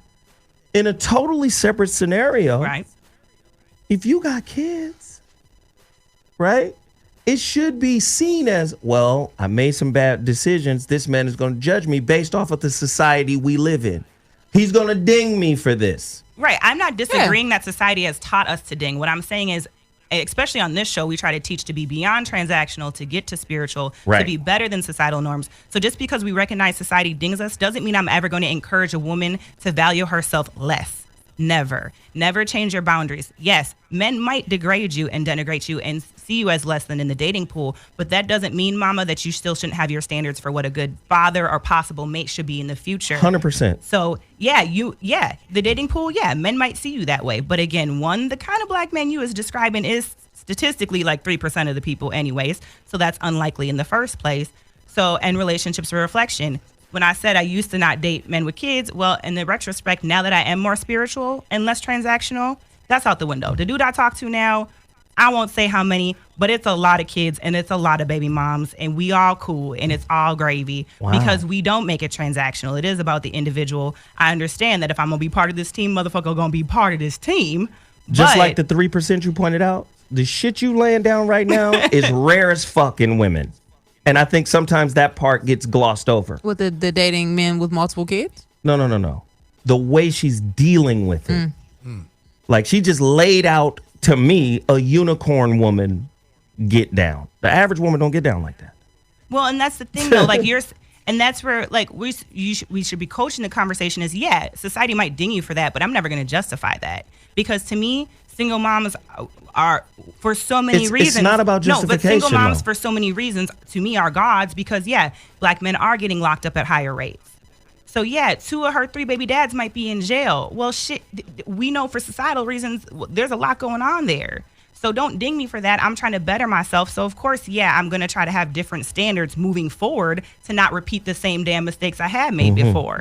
You know what I'm saying? So like, why are we dinging you? That's why I said I feel like single moms, especially black single moms, get it both ways. If I date a guy that just wants me but not my kids, now I ain't shit. But dinging is part of the fucking society we live in. The judgment is palpable. But we should do better. We should push for more spiritual. Like, we need to get to know each other, look past the transactional. Eventually it's going to be there. Yeah. I don't know how you could ever be a single parent and think that someone's going to come into your life and not take on a responsibility of being a parent. Why? Because you are in relationship with a parent. To me, that's just asinine. If anybody want to call in and tell me they have a situation where that's the case, please, because I don't understand it. Yeah. Callers, you're on the line. Welcome to the Voice of Reason. The shit is turned up tonight. I love tonight's conversation. It's about shaking the hornet's nest. I think we're doing a good job of that. Caller, you're on the line. What's your name and where you calling from? Speak on it. Hi, it's Ebony. Hey, Ebony, Michigan. What's happening? Where you calling from?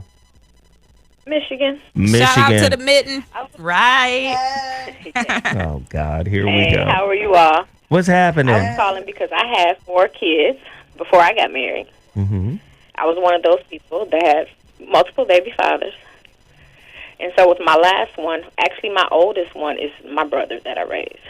But I had to just really come to a realization that I was fucked up. And so I wanted to change. I didn't like who I seen in the mirror. And so I did the work of being just single and not really looking for, a husband.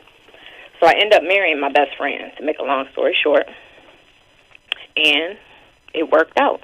I mean, it really just worked out. But like I said, I was fucked up. And I had to realize, like, why was I making the same mistake? And I think a lot of it is because I was successful. I still am. I have a successful business since 1999. And so I knew I could do it financially. And so I kind of like had a haughty spirit. And I had to humble myself and really just look at, why am I making these fucked up decisions? I'm acting bullshit. And so I got tired of that. And when I met my husband, I already knew him. We just made a logical decision, and it's been great. And now I have 6 children. 2 are gone. I have 4 more. That's still in the home. But let me just tell you, sweetheart, accountability just sounds so sexy to me, man. You deserve a husband because you took account for the mess you made of yourself. And then you became wifey material because you took ownership and then you put the work in. That's what the fuck Zoe been talking about the whole goddamn time. Well, thank you for calling in and validating my perspective. Real quickly, Zoe. Bobby. All right, y'all enjoy. I'll continue to watch. Thank you, love. All right. In the flesh and blood, created an image of something that I learned a long time ago. That which you seek purely in your heart is also seeking you. Right. Yeah. And we spend most of our life just not wanting to accept the fact that I'm not being honest with myself about what I really want. That's where we and are. I keep running into stuff that I have tricked myself into believing. That's where we are. And Bobby, I'm sitting here making this is the same argument for men too. Listen, you don't get what you want out of relationship if what you want is not in alignment with who you are. If you ain't shit motherfucker and you're aspiring to have this amazing person, you're not gonna get it. And so what I'm saying is a lot of times sisters hide under motherhood as a means to enforce seriousness on their relationships when frivolity got them in the position that they're in. Bad choices, bad mistakes, choices of men, all that shit. Like I pointed out something earlier today about reproductive responsibility.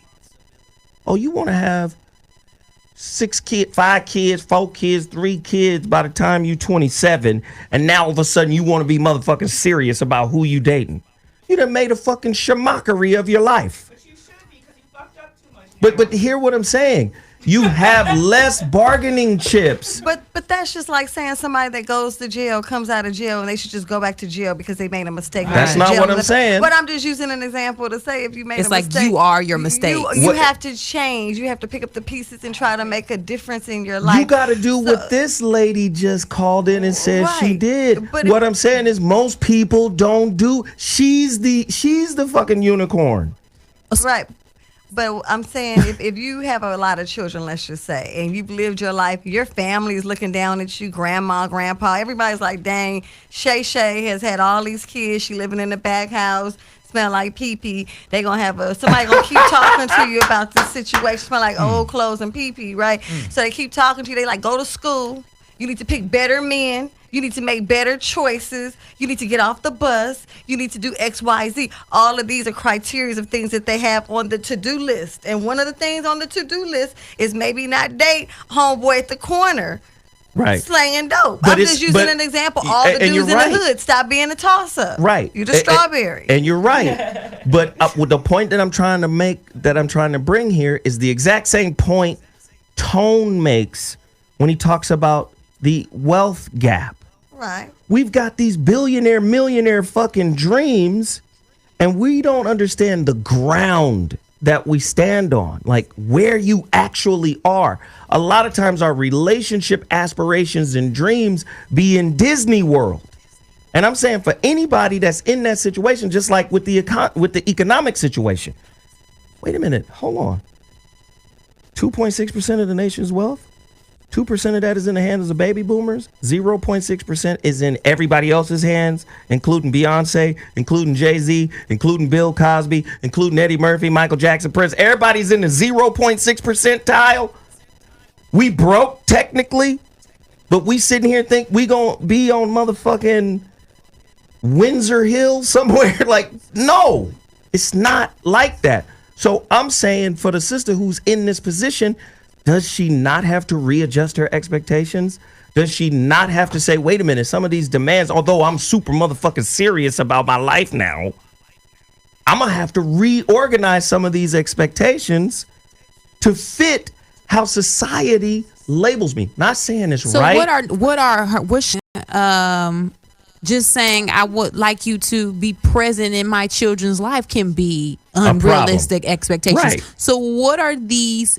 What are realistic expectations for a single mom of maybe 3 children, ranging from ages 2 to 7, who wants to date a man who is serious about her and her family and wants to be a package deal? What are realistic expectations for her? She should understand that a man who steps up into being a stepfather is rare. You understand? She should understand that off tops. A man who steps up into being a stepfather, stepping up for her. First off, we live in a society where men are salty because of women's advancements. There's some men that are salty about that, right? So, and all I'm saying is have realistic expectations about what your relationship should be. Just be realistic. You're not finna get Jay-Z. You're not finna get another. You're not finna get super nigga. Right. You understand? You're not finna get him. But what I'm saying is when a man steps into your life and he's like, look, I'm here to mentor your kids. I'm here to father your kids. Right? I'm here to fill the void. That is a special and rare individual. That's not some shit that you just demand because you got new expectations, because you now realize that you fucked off your life. So once he comes around and you recognize that is special or that's rare, you better try to do what you can to hold on. Is she considered to be overstepping if she then asks or demands or suggests anything additional on top of that? First off, if you're in a relationship with anybody that's demanding anything, you're dealing with a kid. It's some kids out here though. Absolutely. And I coach against that. Don't demand shit of me. Right. If I'm in a relationship with you and I really fuck with you and we tight like that, you ain't gonna have to demand nothing. You see what I'm saying? So a lot of times, this is why I say our relationships are transactional. We talk about this a lot. All I'm saying is, in today's society, framed around today's society, framed around the economic infrastructure, especially as it affects black people, you don't have bargaining chips when you come with children for most men. And like I said, if you find a man that is on some old, I got you, and I got those kids too. That's some rare shit, and you better learn how to cook fucking cream of wheat without lumps in it. Wow. That's some rare shit. Unrealistic expectation. This is why this conversation is always this conversation is always really annoying to me because it's fictitious in the way we set it up, right? Because the likelihood of you being a single black woman and you not, and the way it's set up is that like this is a black man who's got it together and also doesn't have kids. Let's be real. One, the reason the black woman has these 3 kids is probably because of our economic situation in the first place. We couldn't afford the abortion, and neither could the Negro who got me pregnant. Ooh. Hence why the sexual responsibility. I had this baby probably because I didn't want to anyways. I didn't have birth control, or birth control don't work for everybody as in regards to health-wise. It's not good for black women specifically. So there's so many layers to why these black babies happen. But again, the denigration of the black woman because she's the one who has it and most of the time has the child. Like, we're not saying statistically, physically, the black mother has the child in most of these cases. So she has no choice but to continue to live life with these children. It is now, unfair. yeah, there is some ratchets out here trying to abuse their motherhood and take men for this and take men for that. But for the majority, these black women is beasting it out here raising these babies on their own. So it's like to say I need to change my standard or this mythical black man's going to save me. Yeah, a lot of girls out here have save a hoe syndrome, but they know at the end of the day. Mythical. Wow. Ladies and gentlemen, it's not our job to tell you what it is. We're just here to shake the fucking hornet's nest. I think we've done a good job of that. Listen, this conversation has to be continued out into your world. Have these conversations at home. Talk to your husband or your boyfriend or your baby daddy or whoever. I'm going to tell you something else. Watch how she treat that baby daddy. Because she's treating him like shit. Understand that's how you going to be treated in hard times, my nigga. But anyway, tonight's topic was on fire. We appreciate everybody for chiming in, tuning in, phone calls, chat room, Dash Talk X, ZoWilliams, the voice of reason. We will be back Monday with another heater. Again, no right answers, no wrong answers, no judgment, just great conversation. We need oppositional conversation. We need to go at each other. Iron sharpens iron. That's the purpose of the show. I thank everybody for tuning in. I'm ZoWilliams, the voice of reason. I will holla at y'all Monday.